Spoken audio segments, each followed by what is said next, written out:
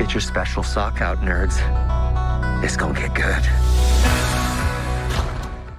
Welcome back, everyone. It's Charlie. Marvel just announced some major changes they're making to Avengers 5, the Kang character, the Council of Kangs just in general, and it looks like they're using Deadpool and Wolverine to set those up way more than we thought just from that early footage in the first trailer, so we'll break it all down. It confirms a lot of our theories from earlier this year and last year. If you're brand new to the channel, be sure to subscribe to get all the videos. They just rated a brand new Deadpool and Wolverine trailer, so we'll probably get some brand new footage relatively soon. Of course, I'll do videos for everything. Hopefully, we'll get some more Easter eggs and clues about how this is all going to play out.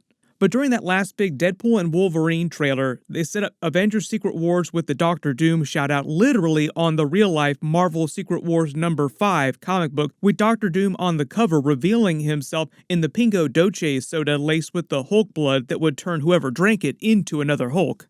That Secret Wars comic specifically was the issue where they fill in a lot of backstory of how Doctor Doom became God Emperor Doom and everything that happened with the incursions, his secret plan to use Molecule Man to eventually save their universe by defeating the Beyonders, eventually creating Battleworld itself, which they're all living on during the issue. So it's sort of an explainer kind of issue, like this is what really happened in backstory. And at the time we saw it in the trailer, a lot of us just saw this comic book and assumed that it meant that Marvel still planned on doing Avengers 6 as a version of Secret Wars, like, yeah, we're actually going to do the thing that we said that we were going to do. No big surprise. And they were just using Deadpool to almost literally break the fourth wall by pointing out the real-life Secret Wars comic book, kind of winking at the camera, saying that Doctor Doom in the MCU would be a big part of that movie eventually. As well as there being some kind of crazy, big, incredible Hulk Easter eggs to make as many Hulk puns as possible. But just recently this week, Hollywood Reporter published a bunch of new behind-the-scenes information about all the changes Marvel is making to soft reboot itself in the next several years. It's not going to be a hard and fast, one-movie kind of thing. It's a slow change behind the scenes that will play out in front of the camera over the course of all the next movies and shows between now and Avengers Secret Wars. And probably one of the biggest changes so far is what's going to happen to Avengers 5, like the plot of that movie, the characters are going to use, and just how it all goes down. According to Hollywood Reporter, it's confirmed now that Marvel will change the title of Avengers 5. We actually got a look at Marvel's website, and they still had Avengers 5 as Kang Dynasty on the schedule, and Avengers 6 is Secret Wars. So it looks like Marvel was just lazy, and they left that up, and they'll just wait to change it till they actually get ready to market Avengers 5.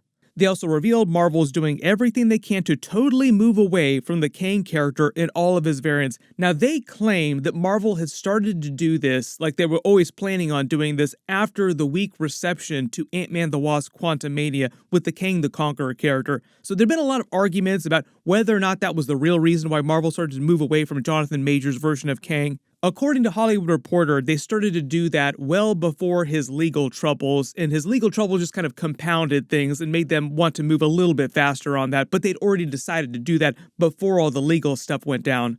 And Marvel's trying to get away from the whole concept of the Council of Kangs, so much so that during Avengers 5, the Kangs will only be as involved as little as possible needed to completely wrap up their storyline. So even though we've been thinking about how Avengers 5 was supposed to be the new version of the Avengers team of the main 616 universe versus the Dynasty of Kangs, which is what Kang the Conqueror called them in Ant-Man the Wasp Quantumania, originally Marvel's plan was to plot out Avengers 5 like Avengers Infinity War, where there were a couple different teams fighting the different main Kang variants in different locations. Like one team fights Immortus in one place, another team fights Rama-Tut, another team fights the Scarlet Centurion, and each of those Kangs raises their own armies of variants from across the multiverse to fight for them. Which is where your big multiverse cameos from old Avengers who might have died in the main universe in the MCU start happening. Like that's how they would have brought a version of Robert Downey Jr. back, for instance. The Avengers were always meant to lose that fight, like they wouldn't be powerful enough to defeat all the Kangs. They would have a similar Empire Strikes Back kind of downer ending for Avengers 5 like they did for Infinity War. But Marvel was always going to pull a Naruto with the ending of that movie. Why did you even rope me into this? Because he roped me into this. Well, him over there, he roped me into this. Well, he roped me into this. Well, what about me? He roped me into this. And a bigger villain would surface, then kill all the remaining Council of Kangs, and he be the one to collapse the rest of the multiverse, form Battleworld of the fragments of the remaining universes across the multiverse. And on a version of Battleworld, he'd rule over it as God Emperor of all remaining reality, with a bunch of multiverse characters from these fragmented universes that were left over. And at least before all these big Marvel announcements this past week about Marvel changing Avengers 5, that more powerful villain would have just been another Kang variant, also played by Jonathan Majors, but he would have been more like the Beyonder from the 1980s Secret Wars. Before Marvel announced all these changes they were going to make, my assumption at the time is that they were using Ant-Man the Wasp Quantumania to set it up so that it was going to be that version of Kang that we thought died. He was just going to survive and turn into the Beyonder, and he would resurface at the end of Avengers 5. Then during Avengers 6, they do Secret Wars. Doctor Strange is one of the surviving Avengers from the first movie that didn't get erased when Battleworld was created, who puts together a multiverse team of Avengers from heroes that are left on Battleworld when the Beyonder created it. They would have been made up of legacy Marvel characters from the old movies, and they basically would have done Secret Wars as a version of Endgame for all the Marvel legacy characters like the Fox Marvel characters that would come back again. For instance, that's how you put Spider-Man Tobey Maguire on an Avengers team with Hugh Jackman's Wolverine.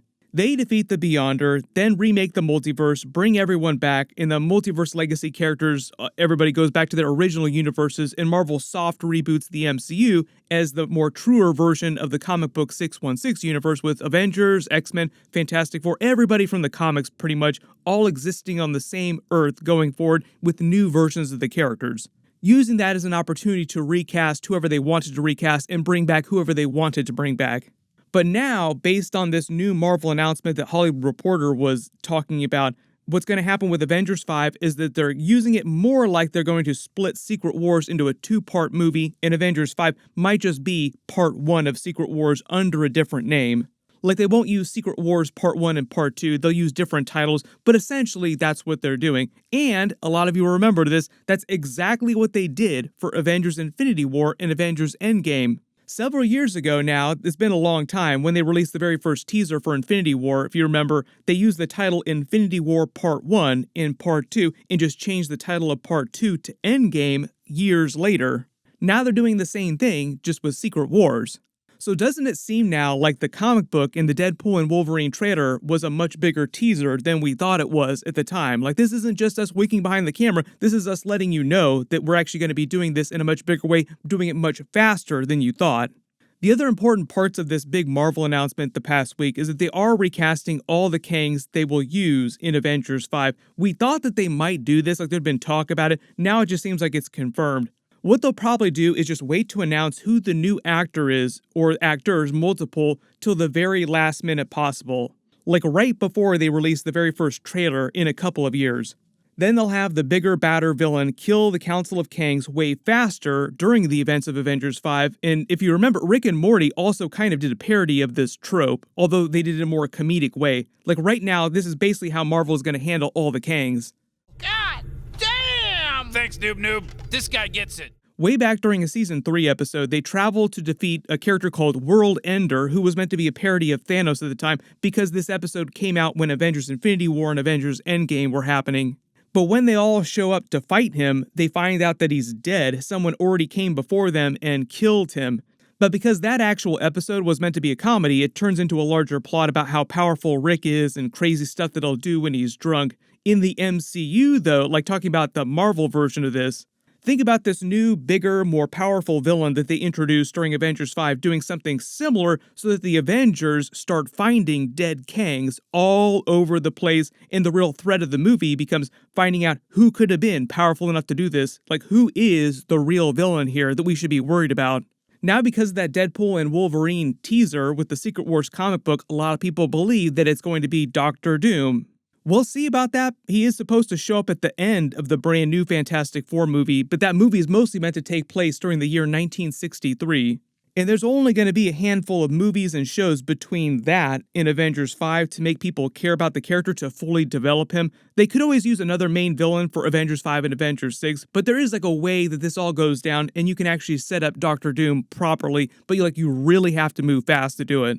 Let me know in the comments, which character do you think they should use to replace the Kangs in Avengers 5 as the bigger villain, and who do you want them to use in Avengers 6 if it's going to be that bigger villain? There are a couple things that Marvel can do to really ramp up their MCU version of Doctor Doom, but there are a couple other options open to them.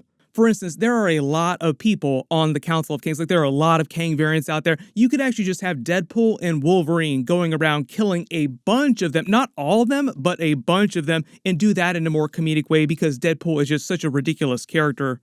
Remember, the whole idea is the TVA during Deadpool and Wolverine basically tried to induct him as another agent the same way they did with Loki during Loki Season 1, like the new Paradox characters kind of reading him the rights. We can either prune you and send you to the void, and that's it, like you just wait to be eaten by Goliath, or you can become an agent and act like a superhero across the multiverse. And because it's Deadpool we're talking about, he just goes completely off the rails, talks about rebooting the MCU on his own, like this little cinematic universe that you have is about to change. So you can actually use Deadpool to tie up a lot of those Kang loose ends, but it'd almost be a little too silly if he killed every single Kang variant. My assumption before the Deadpool and Wolverine trailer came out and before they announced all these official changes behind the scenes is they were just saying in the Deadpool and Wolverine trailer that this would lead directly into Secret Wars, but we wouldn't really see those characters as much in Avengers 5. We would just see them skip over and show up during Avengers 6. And they would basically be using the Void Planet from Loki as a version of Battleworld just because it's already kind of serving that function inside the larger MCU multiverse. Sort of like a dumping ground collection point for all these fragments from across the multiverse. Based on all these announcements, it just seems like Marvel is leaning harder into that concept and doing things way faster. Like, what if we just skipped over a lot of what we planned to do in Avengers 5 and just make a beeline for this plot on Battleworld? I do think it's to their benefit that they're trying to split up the story of Secret Wars into more parts. Like, it'd be weird if they tried to do a one-and-done movie for all of Secret Wars. It'd have to be like a 6 to 8 hour movie for them to fully do that story. You also have to remember that it won't be exactly like comic book Secret Wars, either like the new version of Secret Wars or the 1980s version, but it'll have some Easter eggs for those different versions. I think the other important confirmation in here is the fact that Marvel is doing their soft reboot. Like, there've been a lot of question about what this was going to look like. It wasn't like they were going to recast every single person. It's just a couple people might be recast, or they might bring back a couple people playing versions of characters who had died previously. But I think that was largely going to be fixed by the end of Secret Wars, and then they basically introduce all the brand new characters that they want to after for Marvel Phase 7 heading forward in the main MCU universe. So it does feel like more of a soft reboot than like a full-on hard reboot where everything changes. You can kind of see Marvel testing the waters with this whole concept. It's all this multiverse bringing characters back and changing little minor things here with all the movies during Marvel Phase 4, Phase 5, and coming to Phase 6. Spider-Man No Way Home, really good example of that, where you bring Tobey Maguire and Andrew Garfield's versions of Spider-Man back. Deadpool and Wolverine is just the next step. Now they're doing that with more X-Men and Fantastic Four characters. One of the other things that they're probably using Deadpool and Wolverine for is to test the whole idea of how many people come back and how do people like this idea? Do they like all these classic characters coming back? Okay, we'll do more of that during Avengers Secret Wars. And if people don't like that, they don't respond to it, and it's not this billion-dollar movie, then they'll just pull back on that a little bit. What they'll probably do in that next Deadpool and Wolverine trailer that apparently is going to be ready to release really soon is we'll just get into the actual story a little bit more. Usually the first teaser that they drop is just meant to give you vibes for the movie. Here's a bunch of crazy stuff that's going to happen. Look at some of the characters that are coming back. Here's Hugh Jackman's Wolverine wearing the yellow suit from the comics. Then when they release the next trailer, they get more into what the actual story of the movie is like. This is why everything is happening. The only real exception to that is when they get to movies like Endgame, where they don't want to tell you anything that happens in the movie, so they give you the really confusing trailers that just get you really hyped up, but don't really tell you what's actually happening in the movie.